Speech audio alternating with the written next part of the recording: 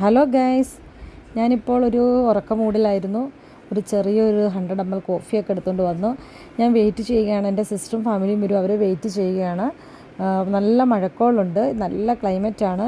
സ്നാക്സൊക്കെ കഴിച്ച് ഇങ്ങനെ ഇരിക്കാൻ പറ്റിയ ക്ലൈമറ്റാണ്. പിന്നെ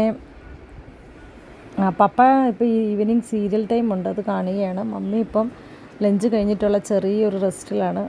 ഈ സമയത്തുള്ള റെസ്റ്റേ ഉള്ളൂ, ഓൾ ടൈം അവർക്ക് പണിയാണ്. പിന്നെ റെസ്റ്റ് കഴിഞ്ഞപ്പോൾ എഴുന്നേക്കും, ചായ ടൈം ആകുമ്പോൾ എല്ലാവരും എഴുന്നേക്കും. പിന്നെ ഇപ്പോൾ സീരിയൽ നടന്നുകൊണ്ടിരിക്കുകയാണ്.